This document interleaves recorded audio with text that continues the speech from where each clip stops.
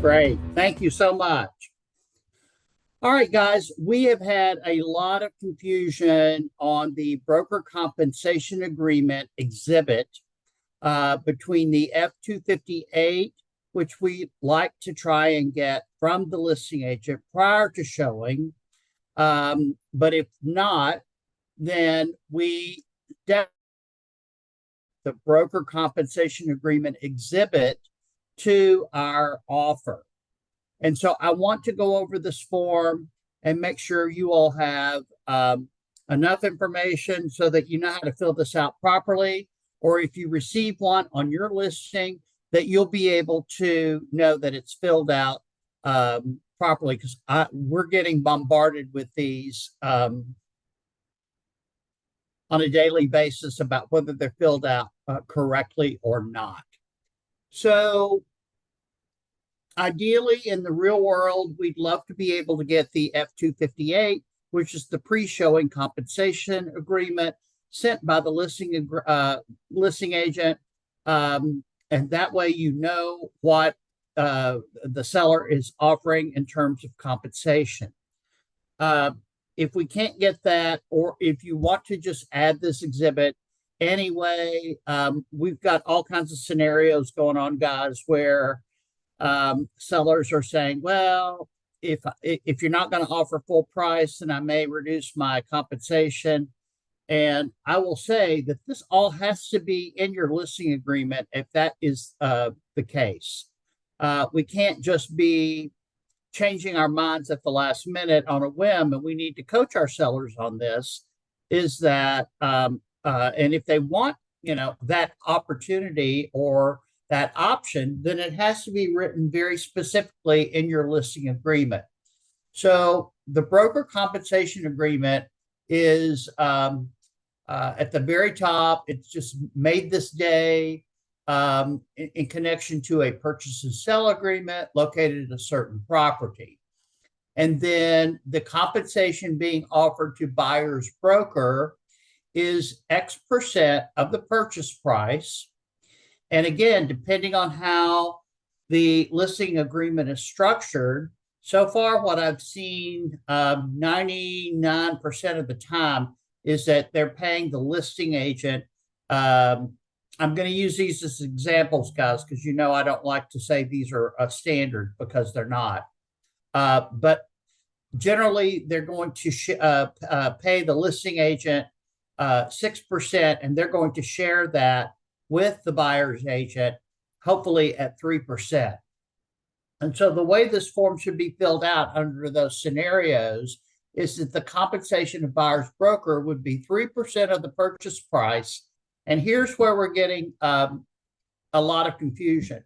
The compensation of buyer's broker shall be paid by, and that should state the seller's broker or seller's listing agent, because they're sharing their compensation you, the buyer's agent. And then underneath, the compensation of seller's broker would be 6% of the purchase price, and the compensation of seller's broker shall be paid by the seller. Okay.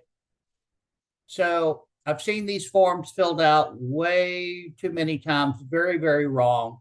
And so I want to make sure that you all are clear on how that is to be structured. I've seen compensation of buyer's broker at 3% paid by the listing agent. And I said the compensation of seller's broker is 3%. And then in the box to the right, the compensation of seller's broker might say something like total compensation 6%, split 3% to each party. That's not the way this is to be filled out. So it should be 3% to the buyer's broker paid by the listing agent or the seller's broker, and the compensation of seller's broker should be 6% paid by the seller. Okay, if that is the scenario. Now, if you've got a listing agreement where they're paying the listing agent 3% and they're paying the buyer's broker 3%, which is what we call the net compensation, then this form would be filled out compensation of buyer's broker 3% paid by seller. And compensation of seller's broker would be 3% paid by seller under those scenarios. So who has questions about this? I know you all have got to have some questions. Open up the floor for questions on this.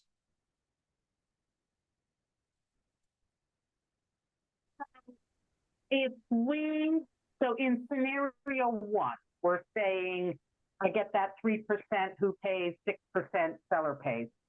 This is on the presumption that we have had a conversation with the listing agent that said, my seller is willing to pay 6% and I'm willing to split it. Is that correct? Or yeah, if the listing agreement says they're paying the listing agent 6% and the listing agent shares that at a 3% rate for the buyer's broker, which is what we see pretty most of the time, then yeah, it would be 3% to the buyer's broker, and that would be paid by the seller's broker or the listing agent. Either way could be okay. And then the compensation of seller's broker would be 6% because that's what the listing agreement says. And that compensation is paid by the seller. So one's paid by the seller's broker, paid by the seller. So the total amount is paid by the seller. And if we're paying, and if I'm the listing agent and I'm sharing that with a buyer's broker, then that would come from me, the seller's broker, or the listing agent. So if I'm on the buyer's side, it is my understanding that I would put this exhibit with the offer. Like I said, is that presuming I already know that the listing agent is getting 6%, or am I misunderstanding when I present this exhibit?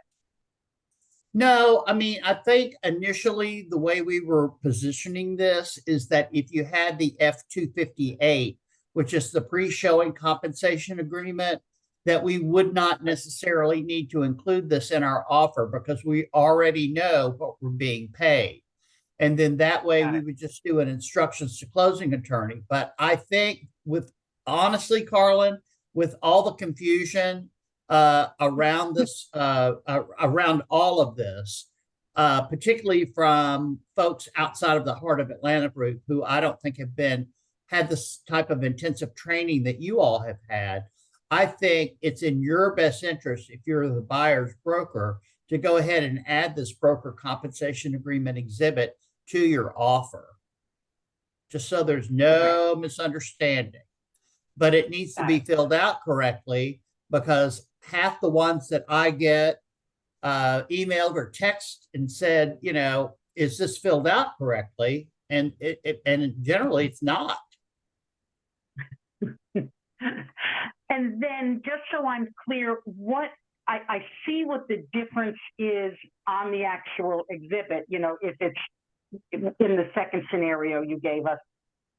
What would be the difference? Is it just knowledge I have before I place the offer? I mean, I see at the end of the day, everybody gets paid the same. I'm a little confused as to what is the difference in these scenarios to start with. I understand the difference between who pays and such, but when would we use this as compared to scenario one? Scenario one is just showing you, it's the pre-showing compensation agreement. It's not part of the contract. It's not an exhibit to the contract. It's just telling you, Carlin, who has a buyer, what I, Tom, on my listing am offering, or what the seller is offering, I should say, in terms of compensation, so that you don't go in it and look at this house and find out it's a 1% compensation agreement, because then you're going to have to go back and have another conversation with your buyer. Depending on how you filled out your buyer brokerage agreement, it may affect their pocketbook. Got it. Okay. Thank you. Okay, Susan. Hi. Hi there. Hi. So I have a question. It is related to compensation, but not this form specifically. That's If okay. we have a if we have a seller, well, and I say because I don't have questions on this because you and Angie have been so wonderful at answering the questions because I know I've posed some about this form, and luckily from earlier meetings I've actually done screenshots and I print them and save them as my example so I can refer back to them. But if I've got a seller who has said, yes, I'm open to offering compensation, but I don't want to list any compensation and let's just see what happens with offers. What's the right way or the proper way for us to address it when a buyer's broker is reaching out to us to make an offer? And say, for example, they're asking for the F-258, which in that case, I guess we don't really have because it's negotiable. Do you have some input on how to handle that? What you have to do and what the conversation you're going to have with that seller is that we have to put a number there. We have to. It could be amended, but if they want it to be flexible and want it to be able to be negotiated, that's got to be written into your listing agreement. Like, I'm going to pay, and you can pay the buyer's broker 3%, but I want the option of negotiating that, then that's got to be in your listing agreement. And that's the conversation we have to have with the seller. We can't just be willy-nilly where they say, well, I don't want to commit to any kind of compensation. We don't want to do that because you may not wind up getting paid. And so it needs to be clear, it needs to be transparent, and it needs to be written into your listing agreement. Because if you've got a seller who's not willing to commit to compensation, then you're working for free. I don't want you all working for free. Well, no, so this seller in particular, so they know my fee and they're fine with that. It's on the buyer's side that they don't want to commit to anything. I was told in the listing agreement to have 0 at that part, but even if it's negotiable, that you just have 0 and then you go from there. But if I need to change it, I mean, it certainly can be changed. You can always go back and amend your listing agreement or your buyer brokerage agreement. But if the seller is not going to commit, then I would just say, I would take whatever it is they're willing to pay you, put that in there so you're protected. I would put 0 in for the buyer brokerage commission, compensation, excuse me. And then I would encourage them to sit, and this is another thing that you need to let your seller know.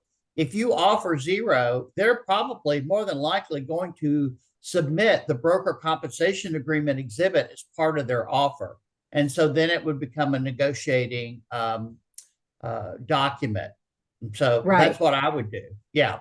But when that buyer's broker reaches out to me and says, oh, do you have the F-258? You'll have to say the seller is not offering any compensation. Or you can say the compensation is going to be negotiable. We're not offering a 258, but if you like the property, if your buyer likes the property, add the broker compensation agreement exhibit to your purchase to sell agreement, and we'll try and negotiate it out for you. There's a lot of ways that buyer broker can be compensated, and avenues that they can go down, or you can go down as an agent. I mean, we could add it to closing costs. We could add it to the sales price. There's a lots of different avenues that you can do it if the seller doesn't want to offer compensation.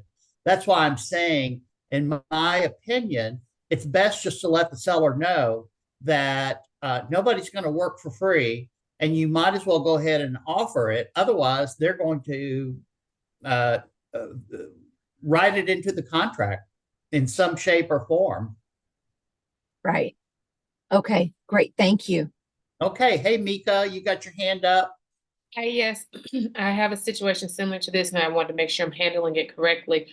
The seller, we have it listed at a certain price, and he's agreed that if I'll just say it, it's listed at 325, and he said if it goes below 315, he's only willing to pay us another certain amount.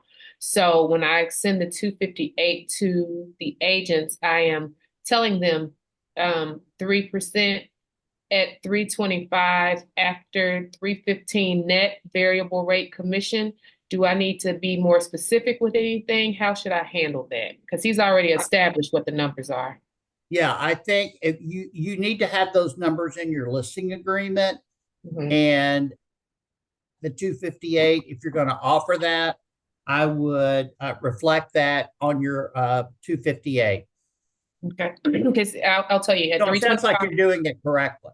Okay, because at 325, he'll give 6% to the listing agent. If his net is less than 315, then he only wants to pay 5.5 to the listing agent. So that's where I'm telling the agents up front between 325 and 315, 3%, less than 315 net variable rate. Okay. Yeah, that works. Okay. Just make sure you have that documented in your listing agreement. Okay, will do. Thank you. So I have a question to just follow on that same on Mika's situation. So I thought everything had to be a definite number. So I understand she's saying between 315 and 325 is the 6%. But if the net is less than 315 a net variable rate, can you put that, or do you need to say that it would be 2.5? Does it have to be an actual number? I think it has to be I believe that it should be an actual number, and then that you should explain in the special stipulations what that all looks like. If it's going to vary. Okay. And I'm talking about on the pre-showing compensation agreement as well. So I thought you had to on that use hard numbers versus saying it could vary. Well, I think in these circumstances, guys, I mean, the purpose of the F-258 pre-showing is for clarity on what they're going to get paid. If y'all are dealing with these situations where the seller's going to vary the compensation based on their net numbers, I don't think we should offer the 258. I think we should let the agent know that it's a variable compensation based on the seller's net, and to please use the broker compensation agreement that I'm showing on the screen right now, and let them write in what they are looking for to get paid. That Thank makes you. sense? Yep. Thank you.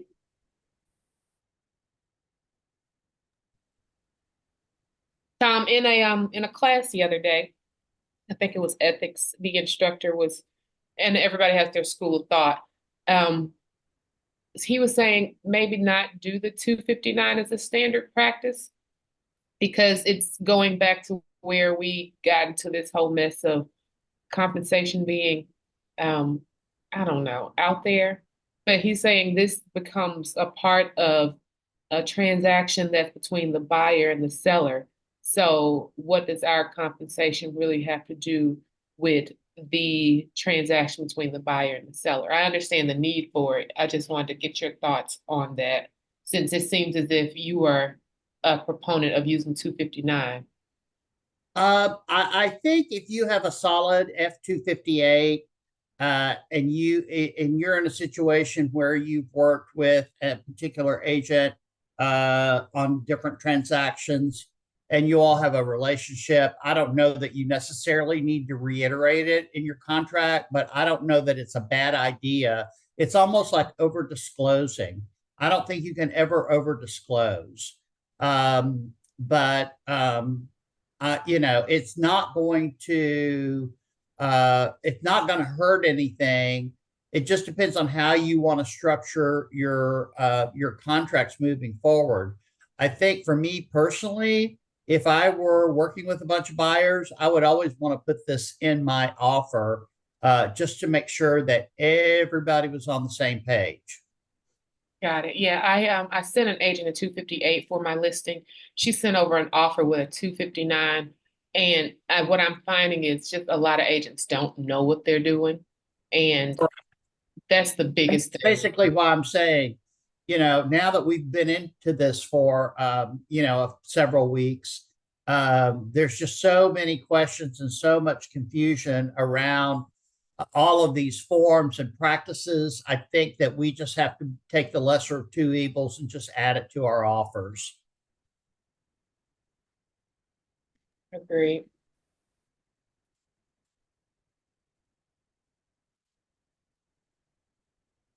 Anybody else have anything? I will say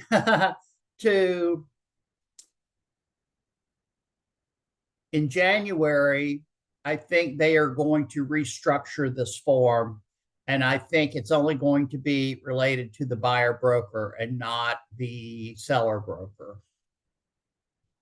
I think they're deleting that, and that will come out in January. Does that mean then that the seller's broker will then just be handled under the listing agreement? Correct. Okay.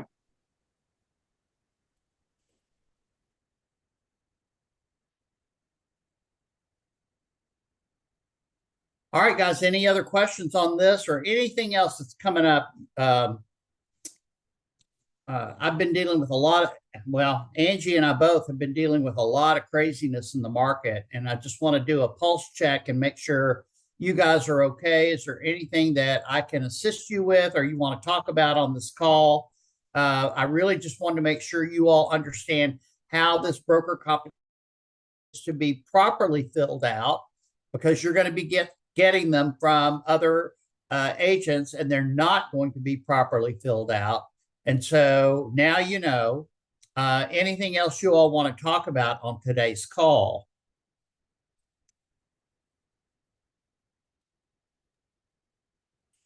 I think I'm good. All right, super. Thanks for the All right, clarity. we are trying to do our best in the Heart of Atlanta group to get our topics out for these broker chat calls ahead of time so that the team leaders can announce what we're discussing during their team meetings. We will also be attending team meetings, not to be like a featured speaker. That gets to be a bit challenging for the team leaders and for the brokers. But I think we're going to go back to having a broker corner if the meeting can accommodate it for about 5 to 10 minutes, maybe 15 at the most, and talk about things that the brokers are dealing with on a daily basis. Because I used to do this all the time in Decatur, and it was very effective because it prepares you for a similar action. If I'm getting several calls and situations that I'm dealing with, I want y'all to know about it so that you can be prepared if it comes your way.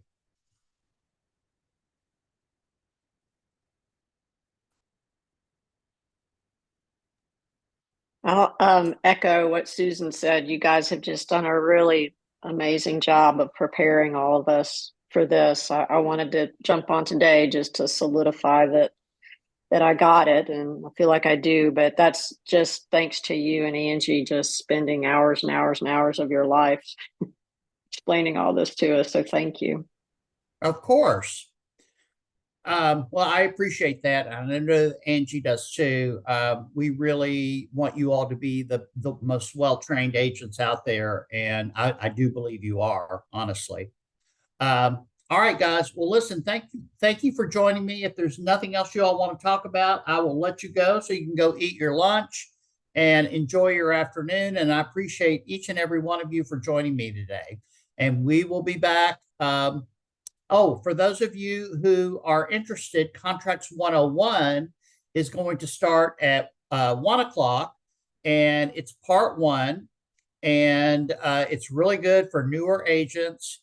I normally teach that class, but Angie and I switched so that she's going to do it this week, and I'm going to do her part 2 next week because of some travel schedules. And so if you all want to tune back in at 1 o'clock, Angie will be teaching Contracts 101 Part 1. All right. Thanks a bunch. Have a great afternoon and a great week. Appreciate y'all.